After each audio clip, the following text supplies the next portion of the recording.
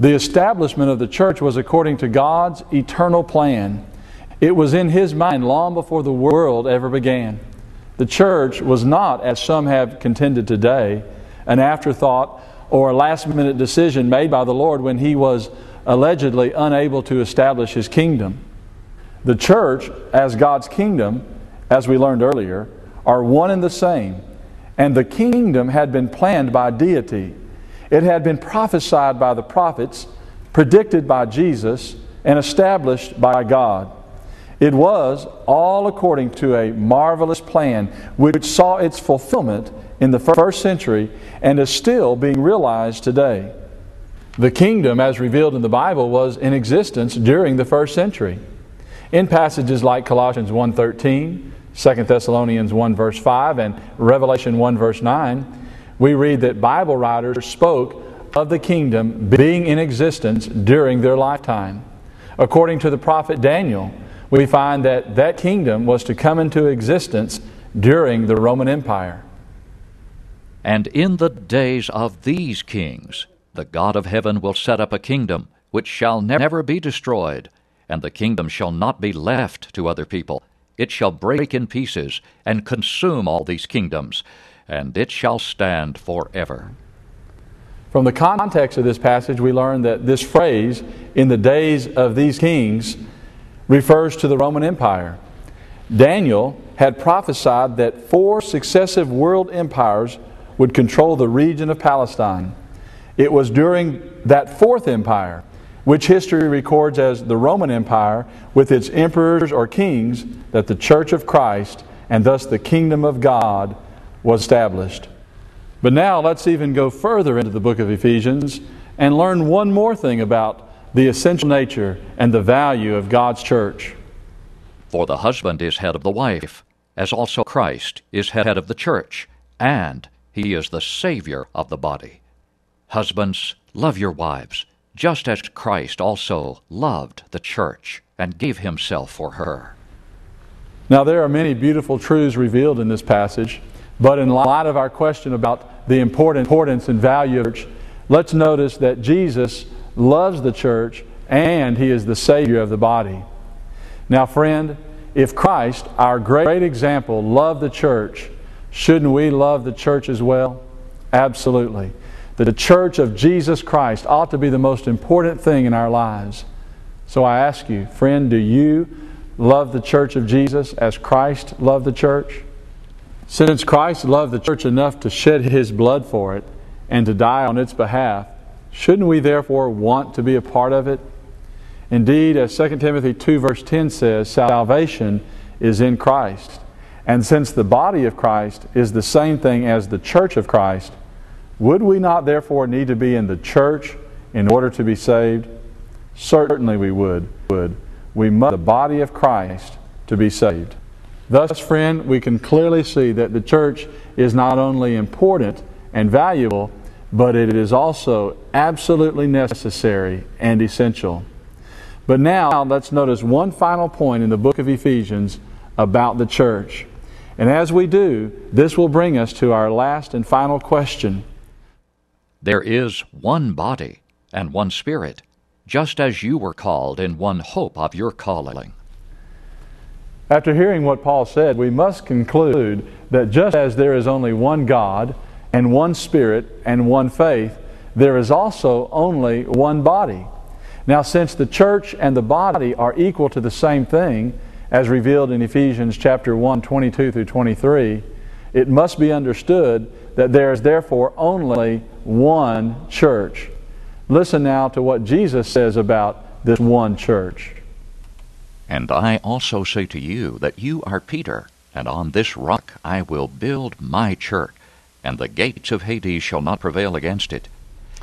Now, friend, did Jesus say He would build churches as in the plural form, or did He say He would build His church as in the singular form?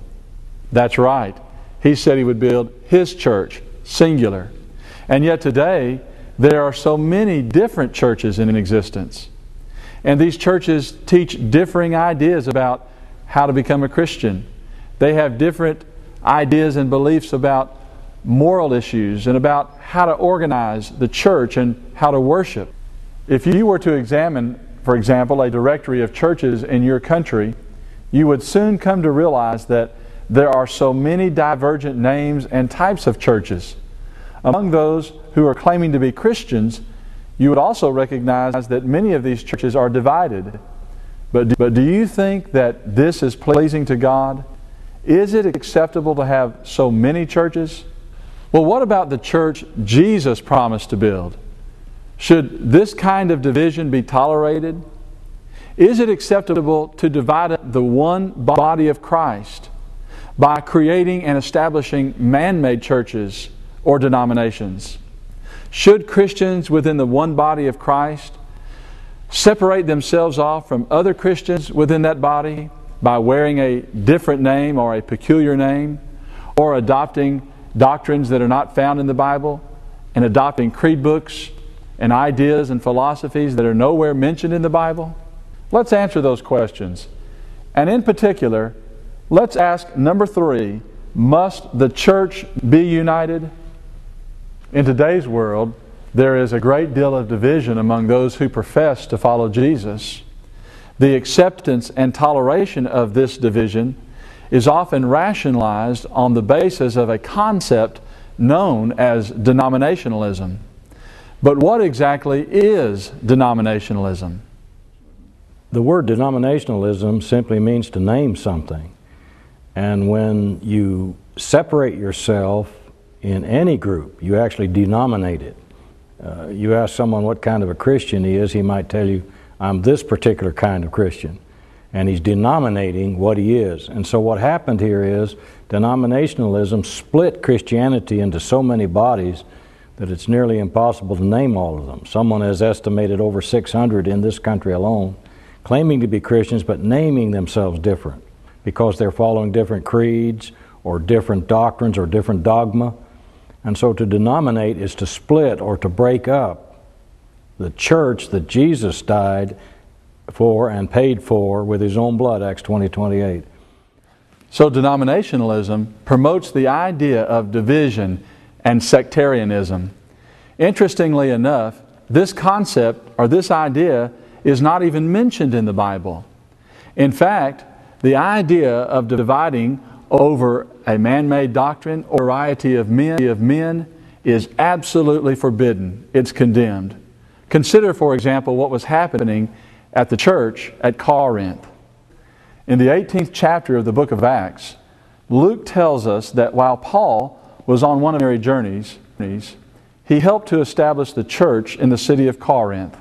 From Corinth, he eventually made his way over to Asia Minor, where he worked in establishing the church at Ephesus.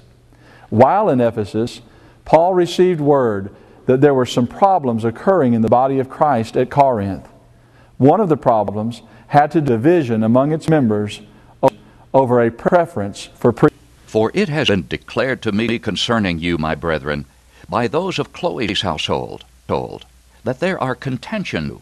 Now I say this, that each one of you says, I am of Paul, or I am of Apollos, or I am of Cephas, or I am of Christ. When Paul had heard of these problems, he wrote, by inspiration of the Holy Spirit, the book of 1 Corinthians. And in that letter, he condemned the practice of division.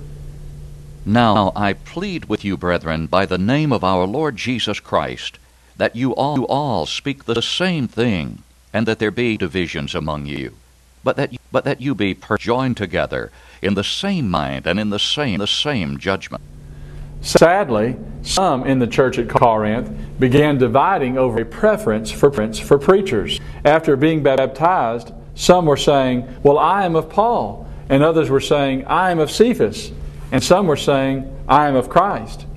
And yet Paul wrote and denounced this sinful division by asking 3 very important questions. Is Christ divided? Was Paul crucified for you? Or were you baptized in the name of Paul? The answers to these questions are obvious. First of all, no, Christ is not divided. In Mark 22 through 26, Jesus stressed the unified nature of His essence. And then number 2, the answer is no again. Paul was not crucified for them. And then, number 3, they were not baptized in the name of Paul, but instead, according to Matthew 28, verse 19, sinners are baptized in the name of Christ.